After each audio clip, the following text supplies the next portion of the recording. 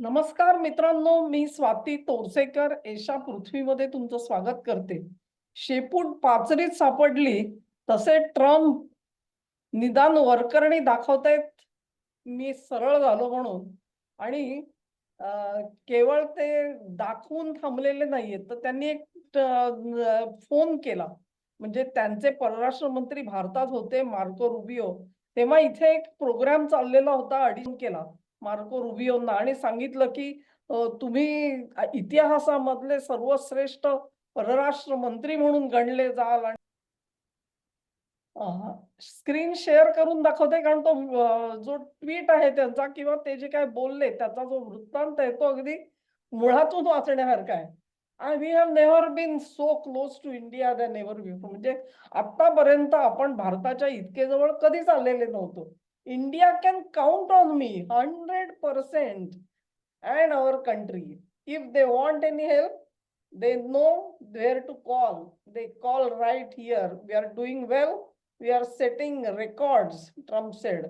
We have a record economy, a record stock market, and anything India wants, they get. I am a big fan of Prime Minister Modi. The US president said and praised Rubio as the greatest Secretary of State. म्हणजे तो जो call झाला त्या कॉलमध्येच हे सगळं त्यांनी बोलले. काय बोलले ते, की भारताचे आणि आपले संबंध इतक्या निकटचे कधीच नव्हते. याच्यापूर्वी जितके आज आपण जवळ आलेले आहोत असं कधीच झालेलं नव्हतं. त्यांचं ते नेहमीच असतं. Ever greatest, ever biggest, ever finest असं सगळं त्यांचं चाललेलं असतं. आणि त्याच्यात त्यांनी असं म्हटलं, की भारताने आमच्यावरती पूर्णपणे विश्वास टाकावा. आम्ही त्यांच्या विश्वासाला पात्र ठरू. त्यांना जे हवं असेल ते मी त्यांच्यासाठी करीन आणि त्यांचा माझ्यावर आणि माझ्या देशावरती विश्वास असू द्यात म्हणून.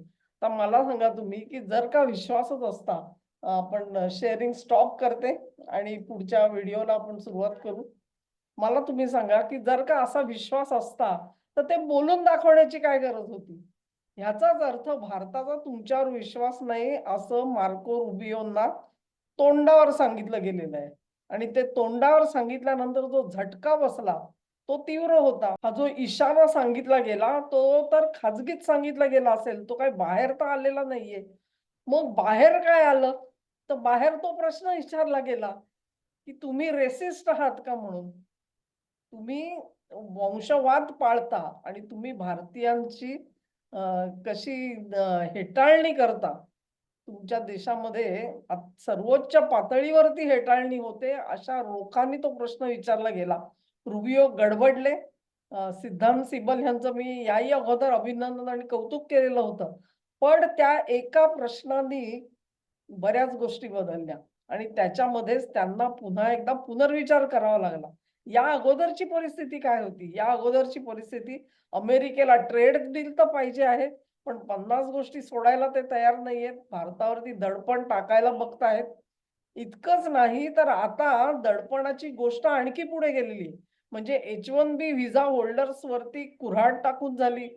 त्याच्यानंतर ट्रॅव्हलर व्हिसा जो असतो त्याही लोकांना छळून झालं. अनेकांना तर मुलाखतीची वेळच देत नाही.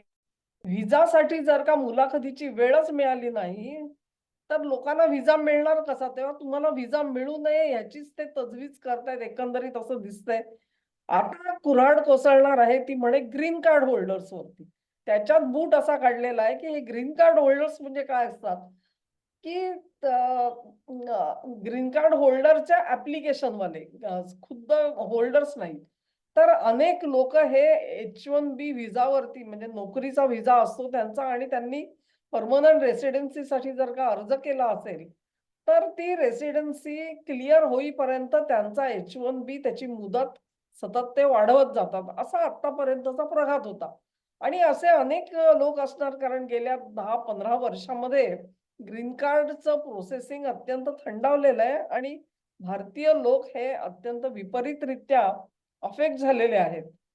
तेव्हा आता बूट असा काढलेला आहे, की ज्यांचा असा अर्ज पडलेला आहे ग्रीन कार्डसाठी आणि जो मंजूर झाला नाहीये, त्यांनी आपापल्या देशामध्ये परत जावं. म्हणजे त्यांचा H1B व्हिसा जो आहे तो त्यांना एक्सटेंड करून मिळणार नाही असं ट्रम्प जणू सांगतायत. ते जर का झालं तर खरोखरच काही लाखामध्ये संख्या भरेल आणि लोकांना कदाचित परत यावं लागेल, माघारी यावं लागेल.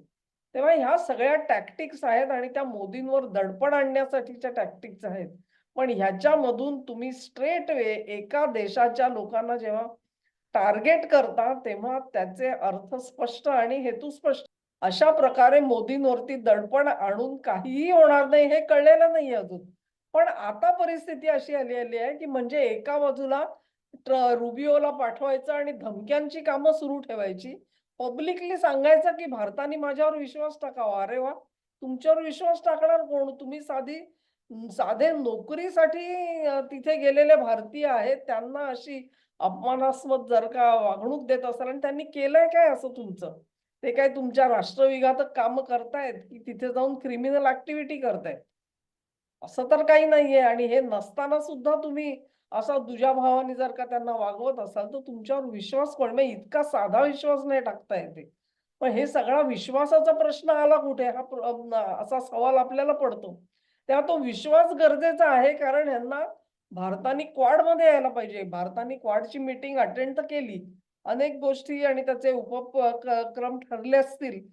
त्याप्रमाणे क्रमाक्रमाने ती कार्यक्रम पत्रिका सुद्धा ठरेल. पण जी मोक्याचा क्षण येणार आहे आणि चीनला अटकाव करायचा असेल, तर ज्यावेळी जेव्हा भारताची गरज भासेल, तेव्हा भारत ह्यांना सणसणीत लखता प्रहार करणार आहे, हे त्यांच्या आता लक्षात आलेलं आहे. कारण ज्या प्रकारे हे रुबियोंना अ, सन्मानाने वागवलं गेलं आणि त्यांना जो रेसिझमचा प्रश्न विचारला, त्याच्यातून अमेरिकेला आपली औकात कळलेली आहे. आणि ही जी औकात कळली आहे ती महत्वाची कारण त्याच्यामधून आता चीनला रोखायचं तर भारताशिवाय पर्याय नाही. हे आता कळायला लागलेलं आहे. हे अगोदर कळायला पाहिजे होतं, गेल्या वर्षी कळायला पाहिजे होतं. पण त्याच्यात मग काय, कारण हात पिरगळायची सवय झालेली आहे. मी म्हणतो तशी अरेरावी करायची सवय झालेली आहे. आणि मी दडपण टाकलं, की भारत ऐकेल, चीन ऐकेल. डाव कसा टाकला गेलाय बघा, की चीनला सांगितलेलं आहे तुम्ही भारतावरती आक्रमण करा. भारताला काय दबाव टाकतायत, की तुम्ही चीनच्या विरोधात लढायला तयार व्हा.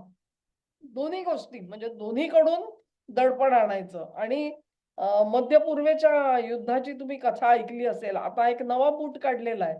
तो नवा बूट असा आहे, की सगळ्यांनी एका रांगेत उभे राहा आणि तो अब्राहम अकॉर्ड आहे त्याच्यावर सही करा.